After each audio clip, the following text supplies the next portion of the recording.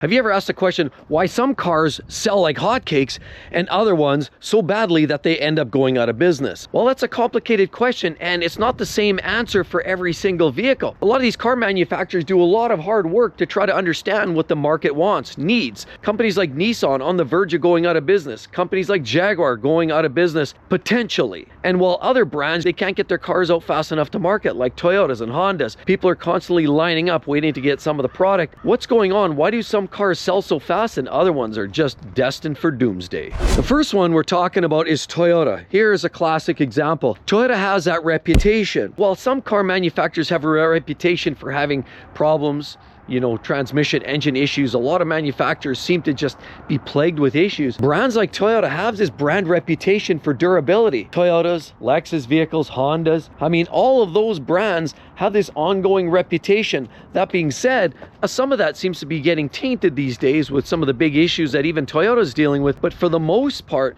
there's a certain reputation for reliability that carries them. And it's that reliability that generally hangs in there, and it keeps these brands going round and around. And brands even like Honda, they're sticking with one of those engines, the 3.5 liter V6. That's a classic example that has a reputation for relatively long life. That's why a lot of these car brands just find success. But it takes years to build that reputation. It doesn't just happen overnight. Brands like Hondas and Toyotas that have kept that consistency, these tried and true engines, 3.5 liter V6 and Hondas and Toyotas, those are tried and true, and they've kept them around a long time, haven't innovated them too much for the sake of reliability, and then it's had enough time in the tooth to build that reputation. The next one is understanding the market demand. This car here came out back when everybody was locked up at home back around 2020, 21. The full new redesign, the reskin of the new Chevy Corvette. Mid-engine, performance. You could get one for allegedly for $69,000 plus. It represented good bang for buck performance, and at a time when people were sitting at home. A lot of other car manufacturers just simply know that building SUVs is a hot market, and almost every manufacturer that creates an SUV is able to sell their products. The main reason for that is it's just practical. A lot of SUVs now have performance, style, all the technology, all-wheel drive. It's an easy vehicle to justify. Not all of the full-size SUVs do so well because now some of those are heavier on fuel, while some of these smaller SUVs generally do a little bit better because they're more practical, more economical, and in some cases because a lot of the import brands tend to be more reliable. Understanding the market and the fact that most people are looking for SUVs. What do you think dished Porsche out of some of their troubles many years ago? They came out with the Porsche Cayenne that helped them dig them out of financial troubles.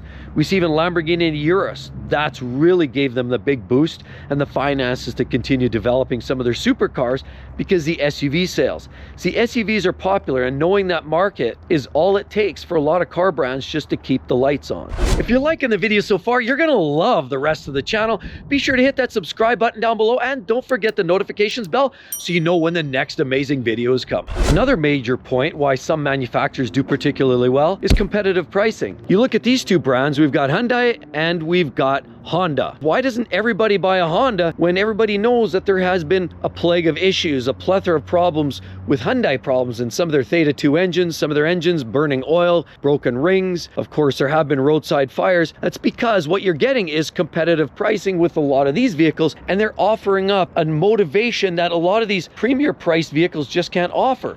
There was a time when Honda was an affordable vehicle, but times have changed. The reputation seems to be helping boost their sales, and as a result, they're pushing their prices upwards. Brands like Hyundai and Kia have come along, and they're looking to try to snake in on some of the market, and they have started doing that with lower, more competitive priced vehicles. That's how a lot of brands are able to continue selling products. There's another reason a lot of these manufacturers continue to drive traffic and sell vehicles. You look at vehicles like this, granted they're large and in charge, and of course they have a lot of fuel consumption, and there have been some durability issues. Of course, with the Tahoe, we know the 6.2 liter V8 engines have had issues, but there was a poll recently, a survey done, hundreds of thousands of people responded, and what motivates them, one of the major priorities that a lot of buyers have in their next car purchase comes down to innovation and technology. Vehicles now loaded with technology, even though a lot of people hate it, many others love it. And when buyers are out shopping for a new car, they want to ask, does it have autonomous driving?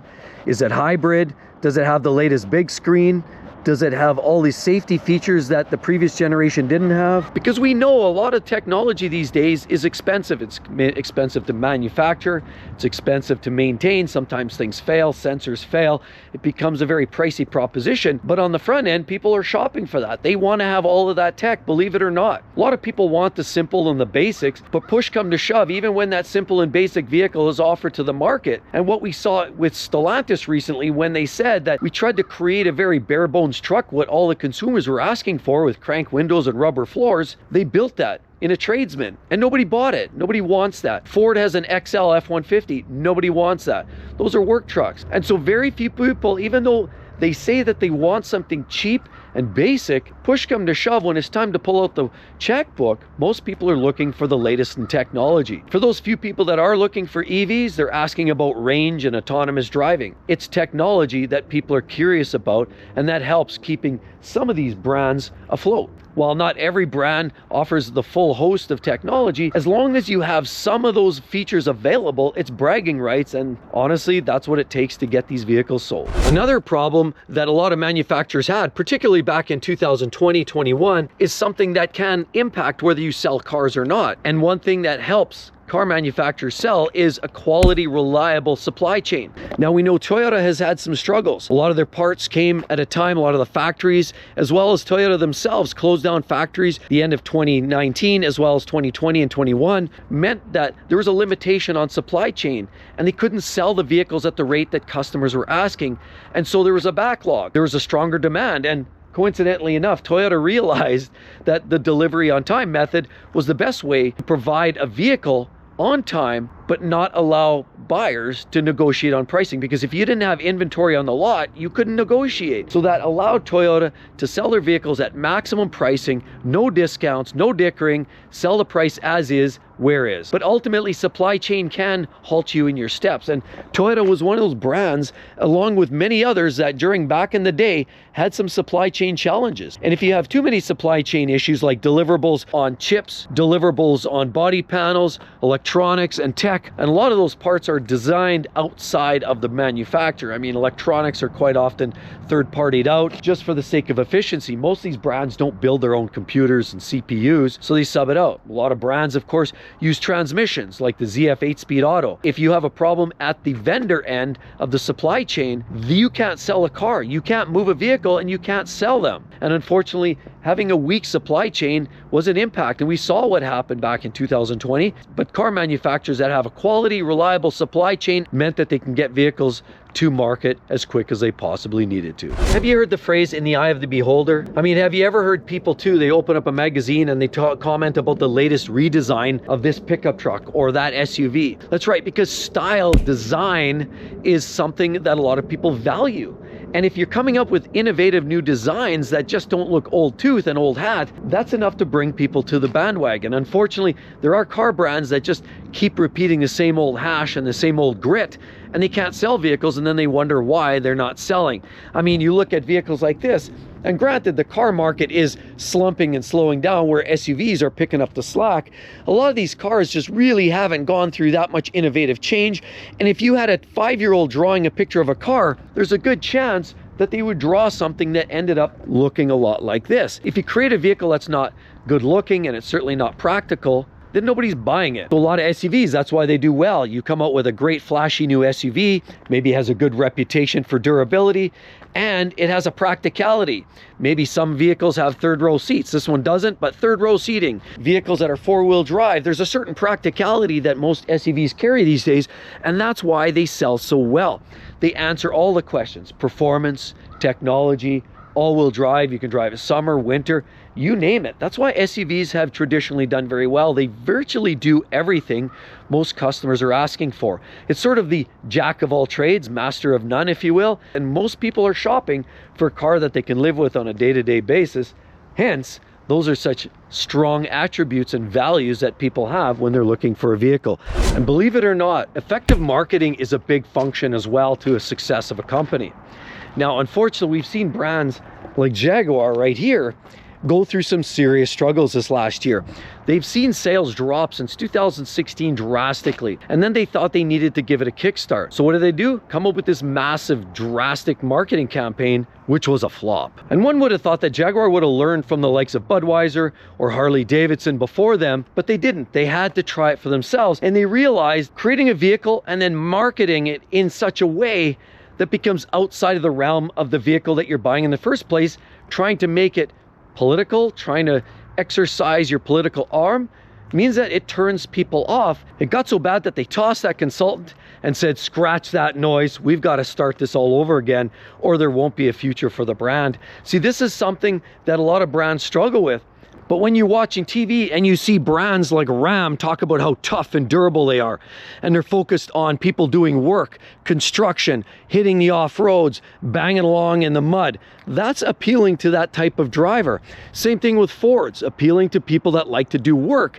And so vehicles that talk about built Ford tough, whether they're tough or not, that's always a debate. But the marketing has to align with the clientele. And unfortunately, some brands just miss the mark and other ones just clearly get it right. Getting it right means you're going to have brand success through and through, and sticking constant and consistent with your buyers is likely to guarantee some level of success. Okay, hang on. Bear with me. We know the Tesla Model Y has sold like hotcakes. It did for a period of time. Then things got a little interesting. Now, a lot of these vehicles depends. A lot of people just simply do not want an electric vehicle. Many people are adopting it and they're getting on board, but many are not.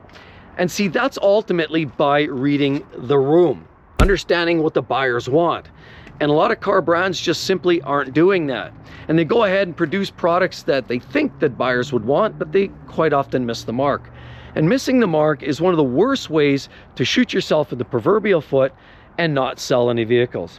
See, going out there, spending all that research and development dollars, putting a product out to market, and nobody buys it. How bad can things get? Just ask Nissan or Stellantis. With a lot of their products, they were trying to push EVs as well, not only electric vehicles, they were trying to sell a lot of their products, both on the Jeep and the Dodge fronts, for excessively high amounts of money when it just didn't warrant it. So people didn't want that product. The Dodge Hornet was a classic example. Nobody really wanted that. If they wanted that vehicle, they would buy the Alfa Romeo Tonale, but instead, a lot of Dodge products just sit there, obsolete, old by design, old technology, and clearly people are bored. This comes back to the other conversation about innovation and modern designs. Now, I used to have a Durango and we loved it. That was 20 years ago. These vehicles haven't changed all that much and the durability isn't there, so why do people buy them? Well, the fact is, not many people do. And the only reason they do is because you have a third row or you're a brand loyalist. But generally speaking, most people are not buying brands like this because the buyers are bored. Poor build quality or reliability is something that can literally shut down a brand at the heartbeat. Now, unfortunately, that's too bad because a lot of interesting vehicles come out of the brand, but Das Auto is not necessarily the brand it used to be back when they built the old Beetles, and they were just bulletproof. They were simple, they smell like gas and oil, but they ran forever.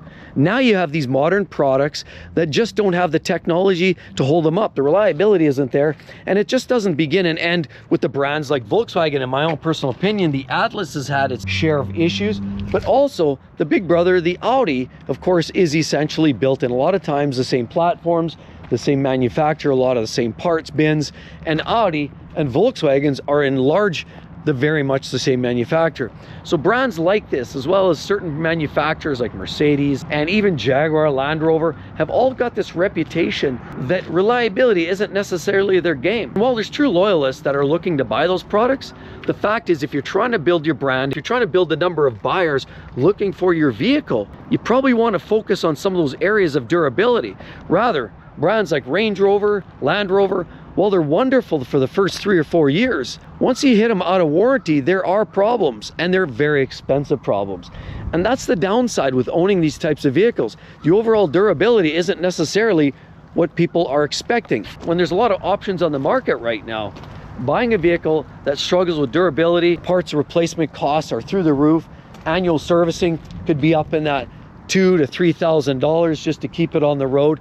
People get bored of that really fast, especially when times are tough and people are trying to keep more money in their pocket. What they don't want to have is something that has a frequency of breakdowns at this level. The next cause of a brand's failure is brand recognition. I mean, if you're shopping around and you've never heard of certain vehicles or a new vehicle that just came to market and the marketing just wasn't there to back it up, who's going to buy it? If you're not aware of it, you're not going to buy that, are you? Another thing is overflooding the market with a really confusing branding. To me, Land Rover is one of the most confusing brands that you can imagine anywhere, because you can get a Range Rover Velar, a Range Rover Evoque, a full-size Range Rover, a Land Rover Discovery Sport. Land Rover also makes a Defender, or a Land Rover Range Rover Sport, and you can only tell that because it has these fun little detailing on the side there as well as this on the hood. Or a full-size Discovery that sort of looks like one of those old school bathtubs. Part of the problem is brands that just don't put themselves out there. They're not marketed very well, and you're just not aware of them. You're not aware of the dealerships, you're not aware of the brands, and more importantly, when they flood the market with different types of models all within the Land Rover brand, it just throws all kinds of confusion to the wind. Now, some people understand it if you're a true enthusiast, but if you're somebody that's sort of an outlier and you've been looking at a premium SUV but you're not really that familiar with the brand, it's going to confuse the heck out of you. If I'm confused, trust me, a lot of other people are confused too. And that's the unfortunate part, is just confusing people with all kinds of noise and nomenclature and numbers and names to the point where they just sort of give up. They don't even know what they're shopping for. That's another surefire way to destroy a brand. Another problem a lot of brands have with selling their vehicles, they don't have enough value immersed in their product. In other words, if you get more bang for buck out of one of their competition. Now, we know the Ford Mustang Mach-E is one of those vehicles that the Tesla Model Y was strongly competing for that electric segment. These vehicles were extremely high priced, and actually what was happening was Ford had to incentivize the sales of these vehicles because nobody was buying them. So they were knocking thousands of dollars off, and it's so bad, in fact, that you're still seeing 2023, 2024 model years on the lots, because even with some incentives, they still weren't selling. So yes, while sales have been improving on a lot of these EVs, there are certain models that just don't provide the value add, and a lot of customers are strictly going to walk away when they see a vehicle cost so much money and they just don't see the value proposition. It just doesn't seem to make sense. They just try something else, see if they get more bang for buck out of some other product line in one of the competition, and then they just move on. So you've got to have bang for buck, you've got to show the value, and you can't be overpriced for what you're actually getting. And since we talk about financial issues, that's the other obvious reason. These vehicles weren't selling, and they said Ford was losing tens of thousands of dollars on the sale of every one of their EVs. Whether it's the Mustang Mach-E or the F-150 Lightning, they were losing money, so they say. But also, it has to make sense financially for the organization, and if they're losing money and not selling vehicles, then they're going to go out of business, and that's a real struggle, because even Infiniti, products like Infiniti and Nissan, we know right now are in serious trouble. They're even selling some of their headquarters. They've been selling off inventory. They've now been laying off tens of thousands of workers. That's right, in the last couple of years now, they've ditched almost 20,000 workers across the board. The CEO has walked, the CFO has walked, they've replaced those with new players, and the company as a whole is not providing the innovation, the technology, the performance, and definitely not the reliability. So financial issues can definitely put a business under. And the problem is, once you're struggling, it's hard to come back. It's hard to innovate, because that innovation research costs, right? And if you don't have the money in the first place and the cash flow is weak and your budget is not there, what else do you do but keep building the same old, which isn't what people want in the first place? And so that's why you have to innovate, you have to incentivize, and you have to show the value proposition. Otherwise, you're not going to sell your product. The next one is regulatory or even legal problems. Now, if you're busy spending money trying to dish your way out of trouble, that's going to take a toll. You don't have the money, the cash flow to design new vehicles or to make vehicles more innovative or better. Unfortunately, even worse, if you're still producing that vehicle and you're having to chalk up and throw a ton of money at recalls or fines. Think about things like the Dieselgate scandal. And here we have a Porsche, but remember Volkswagen with a lot of their emission standards, how allegedly they faked the numbers during testing. And so unfortunately, in the real world, it didn't get the efficiency that we were seeing in the tailpipe under testing conditions. And then ultimately they got caught. They got caught and they got stuck paying massive fines.